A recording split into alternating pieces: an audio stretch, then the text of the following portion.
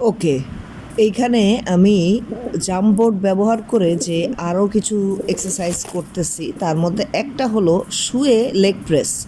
Wide leg stance করে আমি হচ্ছে স্প্রিং যেটা আছে নিচে, সবকটা স্প্রিং দিয়ে আমি হচ্ছে একেবারে রেজিস্ট্যান্স বেশি দিয়ে নিছি, যাতে করে আমার লেগ প্রেসটা ঠিকমতো ফিল হয়।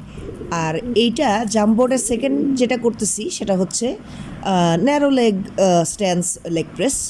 তো আমি জাস্ট এটা দেখাচ্ছি আপনাদেরকে যে জাম্প বোর্ড দিয়ে যে শুধু জাম্পিং এক্সারসাইজগুলাই করি তা কিন্তু না, আমি আগেও বলেছি।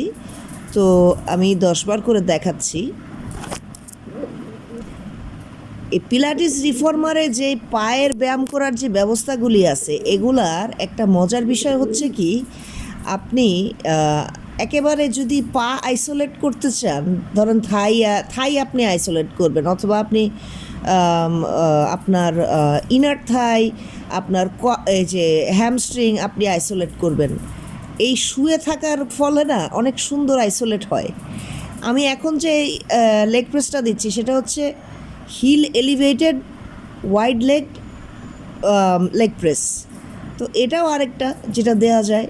এটা আবার আপনি নর্মাল যে লেগ প্রেস, যেটাতে হচ্ছে আমরা ওয়েট লাগাই নেই, সেটাতে আপনি করলে আপনার হয়তো পায়ে ব্যথা লাগতে পারে। বাট আপনি যদি এরকম শুয়ে জাম্প বোর্ড ব্যবহার করে পিলাটিস মেশিনের উপরে করেন,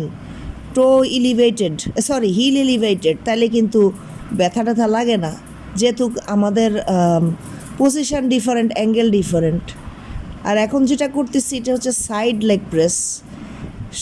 আমি হচ্ছে একটা পা আলাদা করে রেখে আরেকটা পায়ের উপরে কাজ করলাম, অ্যান্ড দেন আমি ওই পাশে মুভ করব, আর একইভাবে হচ্ছে আমি জাস্ট প্রেস করব। তো এগুলা আসলে ভার্সাটাইল আর কি, মেশিনটা খুবই ভার্সাটাইল। তো যারা স্ট্রেংথ ট্রেনিংয়ের পাশাপাশি পিলাটিস করতে পারবেন, তারা দেখবেন যে আপনারা অনেক বেনিফিটেড হবেন।